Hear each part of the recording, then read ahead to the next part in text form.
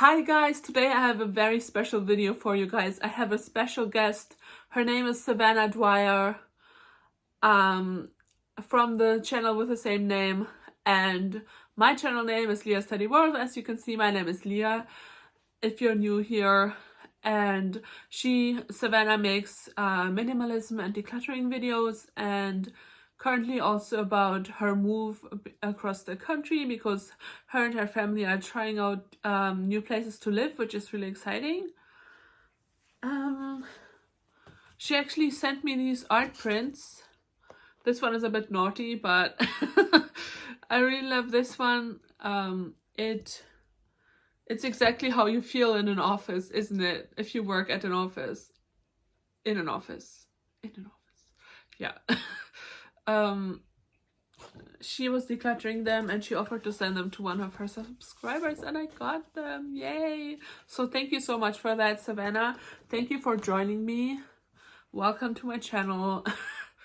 Hey Leah, thank you so much for having me on your channel today. If you guys haven't met me before, I'm Savannah. I live in the United States, and like Leah, I am super into decluttering, and I'm specifically into minimalism and just owning less and living a more simple life. So today I am here to answer some of Leah's questions, and we're going to chat through our perspectives on decluttering and living a tidy life. Okay, let's get started. So sometimes with decluttering, it's so overwhelming that people don't know where to start. So what's one thing that anyone can easily declutter? For me, I would recommend anything that is broken or stained. Maybe it's something in your closet that you've been meaning to take to the tailor or to the dry cleaners, but if you haven't gotten to it for a while, maybe a year or two, I would just declutter that thing so you don't have the stress of it riding over your head. So would definitely start there. Just scan your house for anything broken or damaged that you could let go. I agree. If you're not going to fix it, even if you're telling yourself that you will, then just declutter it. And I like that you said the stress riding over your head. It reminds me of what Fumio Sasaki said in Goodbye Things, the book Goodbye Things.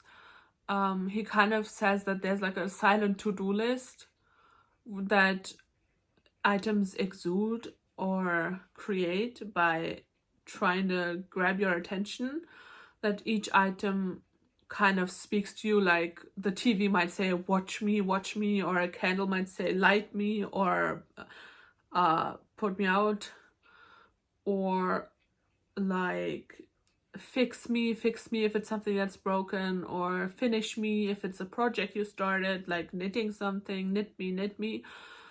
So these items basically compete with for our attention with each other. So actually selecting what stays in your life and what goes can actually make us more focused.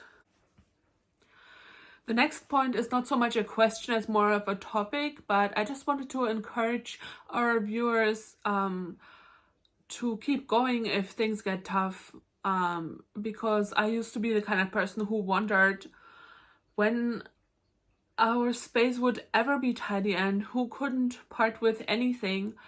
And so if you're the kind of person who has strong attachment, then I just want to encourage you to keep going, because it does get better over time. Yes, I totally agree with Leah. It does get easier over time. I believe that decluttering is just like exercising. The first time you go to do it, after a while, or maybe it's your first time ever exercising, it's pretty painful and difficult, but the more you do it, the easier it gets and the more joy you find in it. And that's been my experience with decluttering and living with less.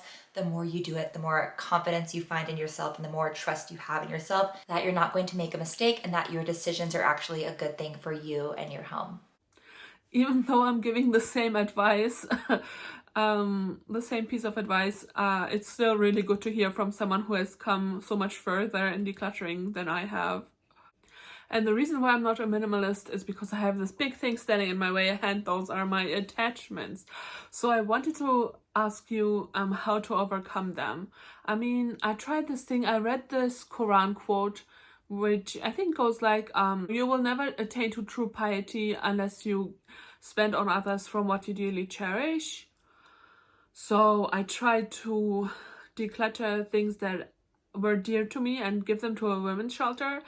And that actually helped me with my bags because they were really cute, and I started thinking that I was regretting it, and and started feeling bad about having let them go. But then I reminded myself of like how needed they were there, and the items that I gave them, and that I gave them to the right place, and how much I helped these women with that. And yeah, then I didn't feel bad anymore, so it actually worked.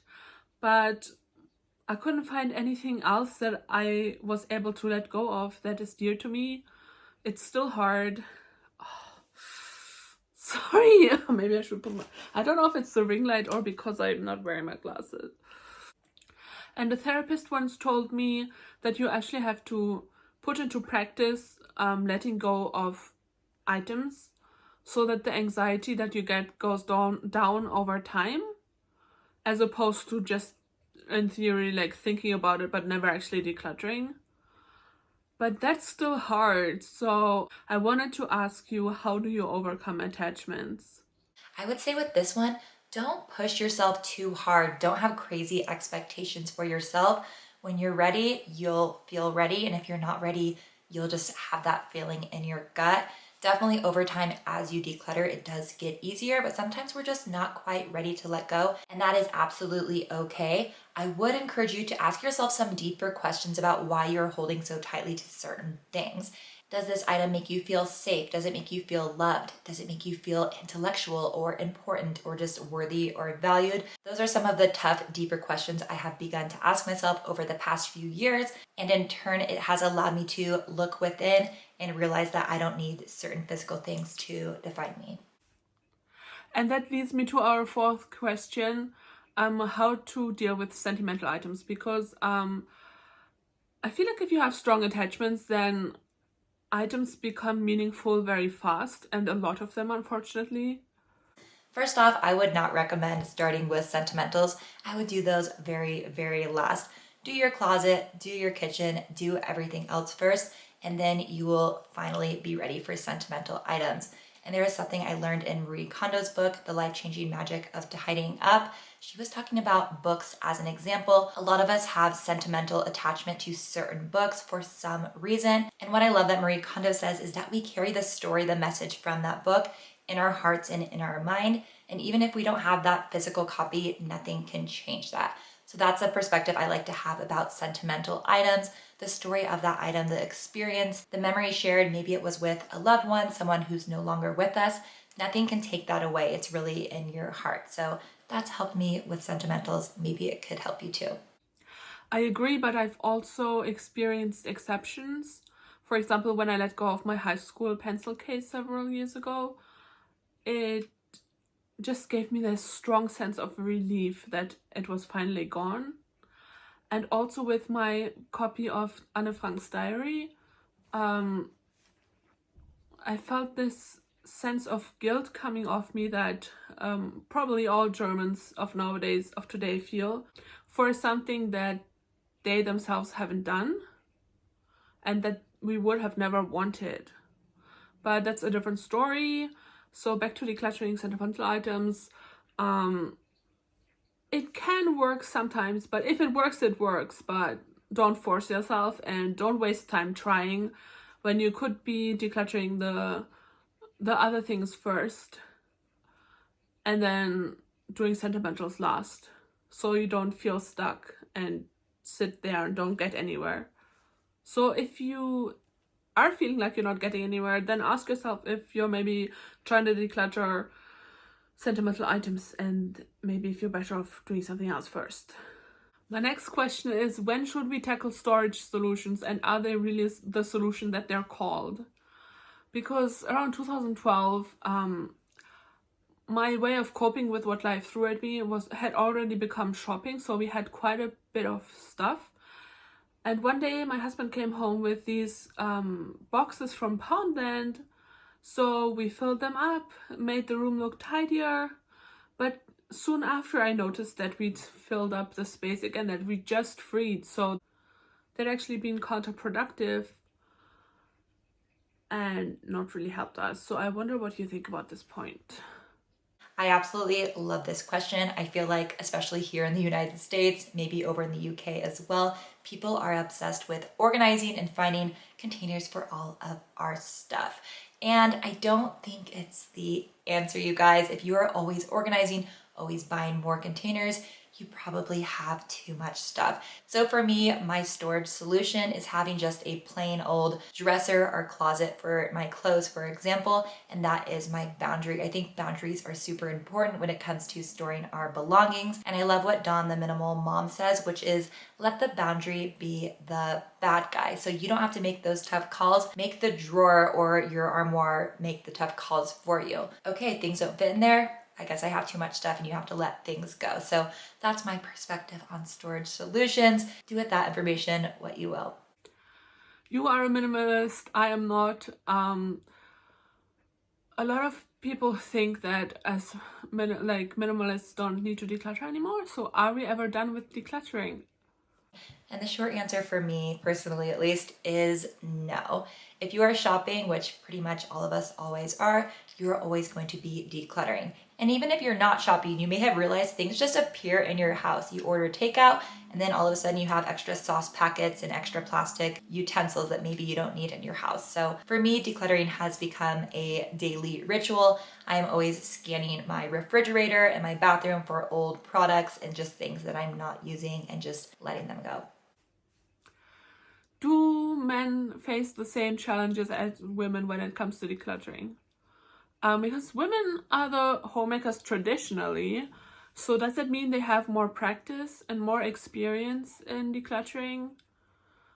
And I think men are more logically and practically thinking, in my experience anyway. I know that my husband is like that, and he's naturally better at keeping things tidy than me, and I believe he has fewer things than me. So what do you think about that? I'm not totally sure if I can speak for all men and all women, but I can speak to my experience with me and my husband. And for me personally, as a woman, I feel like I am more attached to sentimental items. I'm able to let go of more holistically than him, but I will say he likes to hold on to more what if type things, like sporting goods or a camping stove, some rope, and maybe that's a biological like protector male sort of thing, or maybe it's just his personality. I don't know. Last but not least, I love to shop, and when I saw on your channel that you can still go thrifting as a minimalist, I was like, I'd love to do that, but how do you balance thrifting with minimalism? So when it comes to thrifting and minimalism, for me, I treat thrifting just like any old regular shopping. And for me, how I've grown as a person into minimalism and owning less is challenging myself to want less, which means having gratitude and gratefulness for what I already own. These days, I'm not finding myself wanting more all the time. I'm a lot more content with what I already have, so I'm not thinking about shopping that much. I do love shopping secondhand. Thrifting is my preferred way of shopping, but I usually stick to my list. I keep a list in my phone, in my notes app, a running list of things I need, clothing, furniture items, kitchen items, and then when I head into the thrift store, I'll look for those things. It's very rare that I buy something random or I make an impulse buy, because for me, at least in my experience, I find that I end up decluttering that item pretty quickly after. That's such good advice. I'd love to try to want less. I'd love to want less. I just don't know how. But I love to try. Sounds like really good advice. Thank you so much, Leah, for having me on your channel today. I always love talking about decluttering, so these questions were very fun to answer. Thank you for joining me on my channel. It was my pleasure to have you here and to learn from your input. Thanks again for having me. Bye. Bye now. Yeah, that was it, guys. Thank you for watching. I hope you liked our video. The first collab that I'm actually doing. Please remember to like and subscribe and give Savannah's channel a visit. And I'll see you in the next one. Bye, guys. Take care.